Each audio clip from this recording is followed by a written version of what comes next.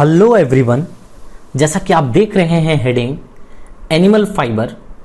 आज हम डिटेल में एनिमल फाइबर को कवर करेंगे। जैसा कि मैंने पहले लेक्चर में, इससे पहले लेक्चर्स में हमने नेचुरल फाइबर को बड़े डिटेल में कवर किया था, राइट। तो इस तरीके से आज हम एनिमल फाइबर को भी डिटेल में कवर करने वाले हैं। तो एनिमल फाइबर में हम जो सबसे पहला चीज जो आज कवर करने जा रहे हैं वो सबसे पहला चीज है वुल।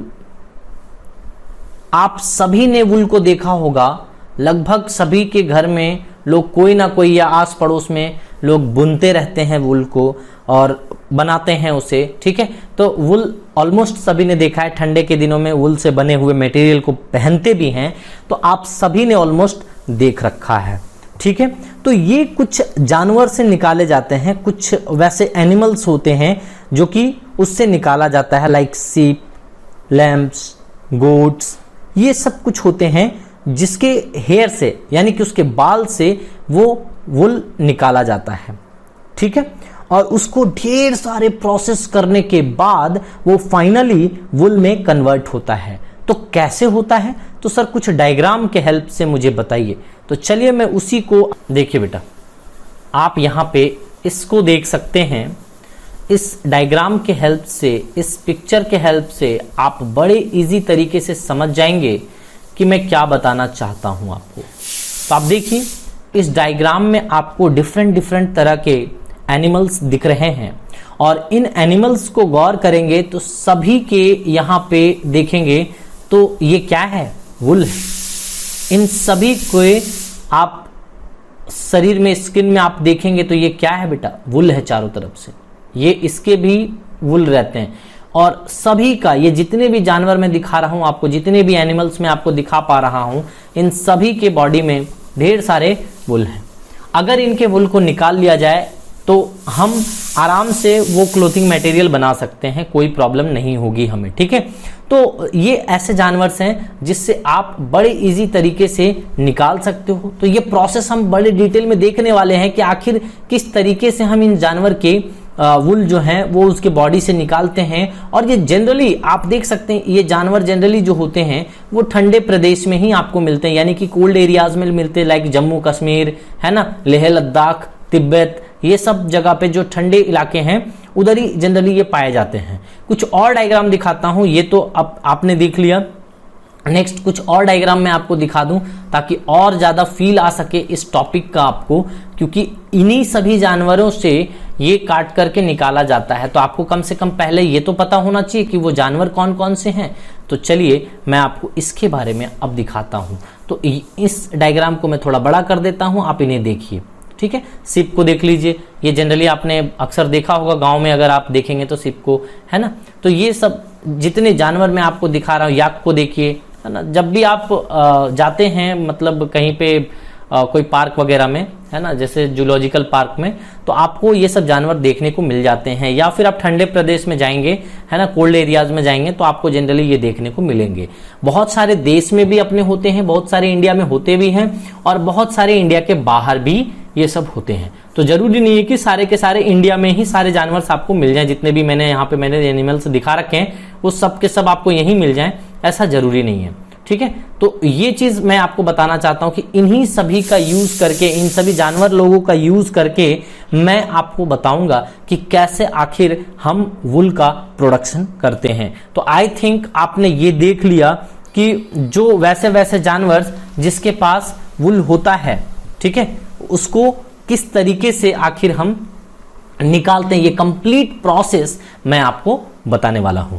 तो चलिए ये डायग्राम को हम हटा देते हैं। अब इस डायग्राम का मुझे कोई ज़रूरत अब नहीं है, क्योंकि मैंने आपको बता दिया है तो आप बड़े इजी तरीके से इसको समझ लिए होंगे। तो बहुत तरीके के हमने जानवर आपको दिखाए बेटा, जो कि ठंडे प्रदेश में जनरली मिलता है ना। अंगोरा वुल्स जो मिलता है वो अंगोरा से मिलता है, अंगोरा गोट से मिलता है। वो किधर रहता है, जम्मू कश्मीर में रहता है ना, हिली एरियाज में रहते हैं। लद्दाख, तिब्बत, ये सब में, ठंडे प्रदेश में ये सभी जानवर के बॉडी से ही हम क्या करते हैं, वुल को निकालते हैं। तो मैंने आपको ये सारे जानवर आपको दिखा दिए जो जहां से हम वुल निकालते हैं। अल्पाका को दिखाया, अंगोरा रैबिट को दिखाया, कैमल को दिखाया, गोट को दिखाया, लामा को दिखाया, है ना, मस्क को दिखाया, ये सभी जानवर्स को मैंने आपको दिखा दिए। सिप दिखाया, याक दिखाया, ये सब कुछ वैसे जानवर जो वुल रखते हैं अपने बॉडी में, है ना, उनको हम किस किस तरीके से निकालेंगे आइए देखते हैं। तो सबसे पहले मैं वुल की प्रॉपर्टीज के बारे में बात करना चाहूंगा। पहला तो मैंने सभी एनिमल्स को आपको दिखा दिया, है ना, सारे एनिमल्स के दर्शन करा दिया आपको। नंबर 2, नंबर 2 में हम पढ़ेंगे प्रॉपर्टीज ऑफ वुल। क्या क्या प्रॉपर्टीज होते हैं, प्रॉपर्टीज ऑफ वुल। तो अलग अलग एनिमल से अलग अलग तरीके के मटेरियल मिलते हैं, है ना, अलग अलग तरीके के मटेरियल मिलते हैं और वहीं से आप ये सब प्रॉपर्टीज डिफाइन कर पाते हैं कि किसका कैसा वुल होता है। तो इन जनरल अगर हम वुल की बात करें तो क्या क्या प्रॉपर्टीज होते हैं आइए डिस्कशन करते हैं। तो सबसे पहली बात मैं जो पहला बोलना चाहूँगा वो नेचुरल एंड रिन्यूएबल होते हैं ये लोग। एक तो नेचर से प्राप्त होता है, यानी कि ये तो हमारे जितने भी एनिमल्स हैं वो नेचुरल हैं और इनको क्या कर सकते हैं कि रिन्यू कर सकते हैं, ये बर्बाद नहीं होते हैं, कुछ अलग यूज में फिर इसको ला सकते हैं। रिन्यूएबल मतलब ये दोबारा यूज में लाए जा सकते हैं, वैसे होते हैं। तो इसका ये प्रॉपर्टीज होता है कि ये नेचुरल भी हैं और ये रिन्यूएबल भी हैं, ठीक है। अब देखिए फ्लेम रिटार्डेंट होते हैं, यानी कि आग लगने की क्षमता इसमें कम होती है तो आप बचे रहते हैं, ठीक है। तो ये इसको हम एक टर्म बोलते हैं फ्लेम रिटार्डेंट, ठीक है बेटा।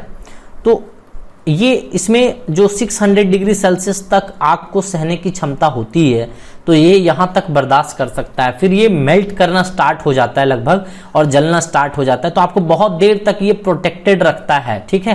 तो आप ये फ्लेम रिटार्डेंट कह सकते हैं इसको। ये बायोडिग्रेडेबल होते हैं। So what do you mean by biodegradable? Biodegradable,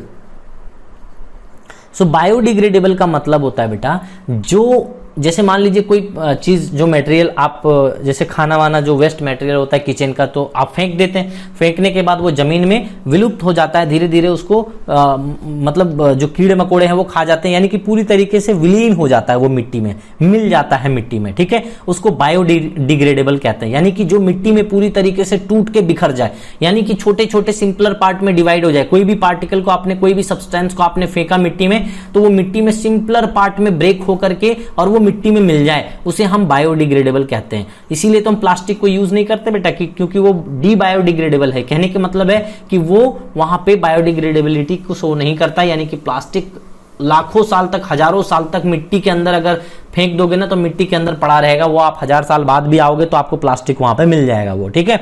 but ये वुल जो है वो बायोडिग्रेडेबल है, यानी कि ये बड़े आसानी से वो मिट्टी में मिल जाता है, ये नेचर को उस तरीके से दूषित नहीं करता है। सेकेंड, नेक्स्ट वन हम अगर बात करें तो ये ब्रीथेबल है। ब्रीथेबल क्या मीनिंग है इसका बेटा? ब्रीथेबल कहने का मतलब होता है कि ये आराम से वाटर को एब्जॉर्ब कर सकता है ना, वाटर को एब्जॉर्ब कर सकता है, वाटर वेपर को एब्जॉर्ब कर सकता है फ्रॉम एटमॉस्फेयर, है ना। तो ये ठंडे दिनों में गर्मी का आपको मतलब ठंडे के दिनों में गर्मी का फीलिंग देता है और गर्मी के दिनों में ठंडा का फीलिंग देता है। तो ये ब्रीथेबल नेचर का ही होने के कारण आप बोलोगे सर गर्मी के दिनों में ठंडा, कैसा बात बोल रहे हो? जी हाँ, आप अलग अलग वुल होते हैं, जरूरी नहीं है कि आप वुलन मटेरियल पहनते भी हो, है ना, गर्मी के दिनों में, लेकिन आपको पता नहीं चलता। आप उसमें गौर करेंगे तो पता चलेगा कि आप वुलन मटेरियल पहन रखे हो गर्मी के दिन में, जो कि एब्जॉर्ब करता है और वो आपको ठंडक पहुंचाता है, ठीक है। तो इसको ब्रीथेबल भी होता है, यानी कि ये मॉइस्चर को एब्जॉर्ब कर सकता है, वाटर वेपर को एब्जॉर्ब कर सकता है, तो ये आपको आसानी से ये पास होने देता है सब चीज को, तो आपको ये बहुत अच्छे तरीके से फील देता है ठंडा और गर्मी दोनों में, ठीक है।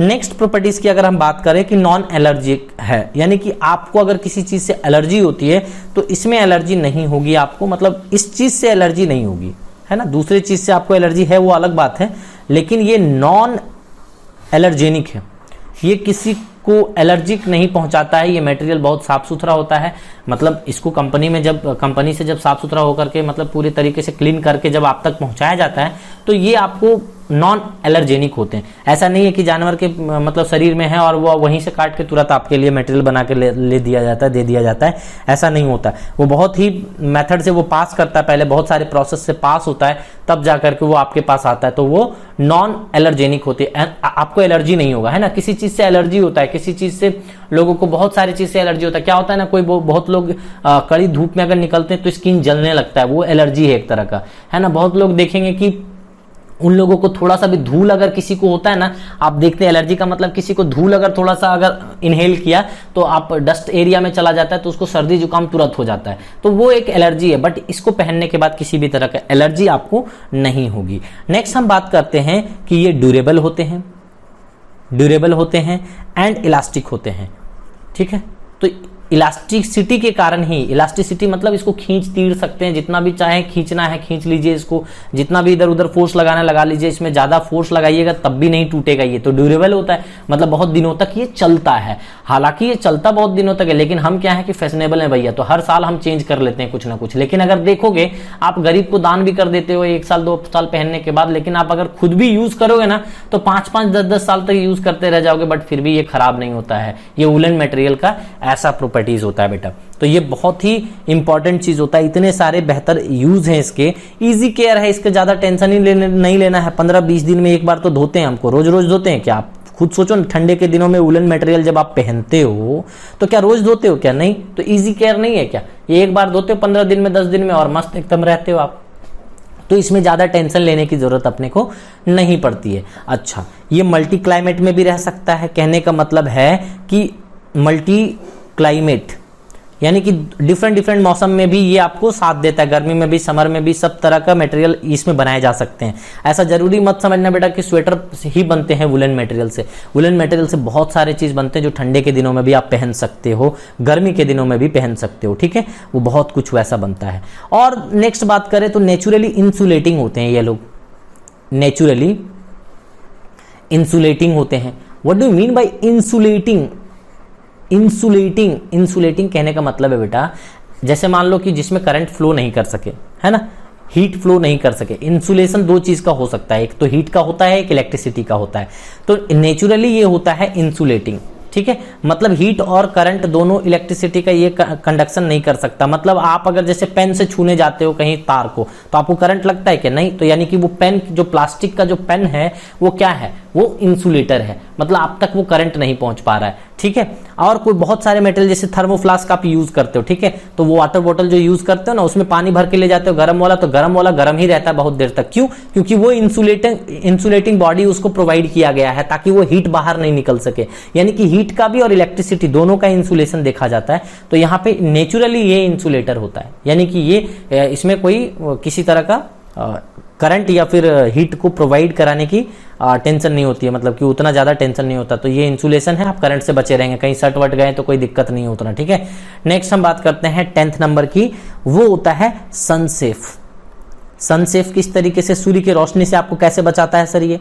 तो ये क्या होता है कि जो वुल में एक मतलब टेंडेंसी होती है कि नेचुरल टेंडेंसी उनकी होती है कि अल्ट्रा वायलेट जो रे होता है ना, यूवी रे जो होता है, जो कहते हैं कि यूवी रे बहुत हार्मफुल होता है, कहते हैं ना, जो सन से निकलता है यूवी रे, वो आपके स्किन में डायरेक्टली पड़ता है तो वो हार्म पहुंचाता है आपको। लेकिन ये सन सेफ होता है, कहने का मतलब है कि ये आपको उससे बचाता है ना, वो यूवी रेस को प्रोटेक्ट करने का इसमें क्षमता रहता है।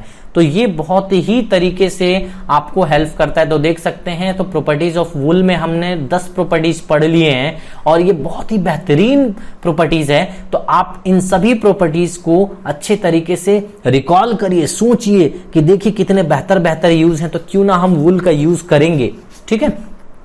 अब तो ये हमने तो प्रॉपर्टीज बता दी। सबसे पहले मैंने वो जानवर दिखा दिया आपको जिससे वुल को हम एक्सट्रैक्ट करते हैं, निकालते हैं, वो सारे एनिमल्स आपको मैंने दिखाए।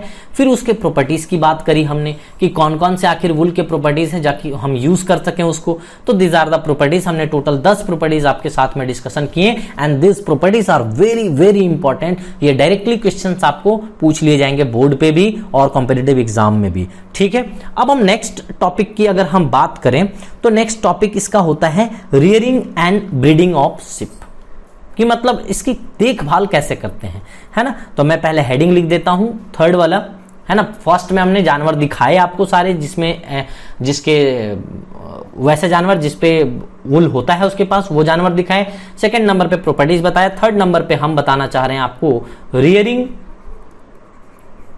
एंड ब्रीडिंग,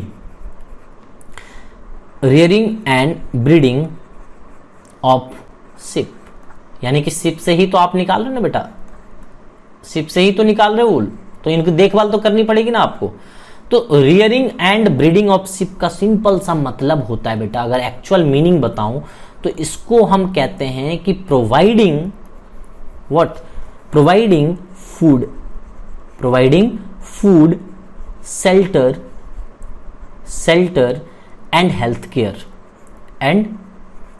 केयर, ये चीजें जो प्रोवाइड कराते हैं ना, उसी को कहते हैं rearing and breeding of ship, यानी कि देखभाल करना। ठीक है, जैसे आपके पिता आपके लिए ये breeding and rearing and breeding करते हैं, यानी कि देखभाल करते हैं, उसी तरीके से शिप को यहाँ पे देखभाल करना ही rearing and breeding under heading हम पढ़ते हैं। तो प्रोवाइडिंग फूड यानी कि खाना पीना, रहना, शेल्टर्स मतलब रहने, और हेल्थ केयर यानी कि उसके शरीर को किसी बीमारी से बचाए रखना। तो these are the cares which we have to provide to this ship, so that हम बड़े आसानी से ज्यादा मात्रा में, जब तक आप उसकी देखभाल नहीं करोगे बेटा, आप कैसे ज्यादा से ज्यादा आप वहां से एक्सट्रैक्ट कर पाओगे वूल उससे, उसकी भी तो ख्याल रखनी पड़ेगी। अब देखिए, वैसा आदमी है ना, देखो द पर्सन वैसा आदमी who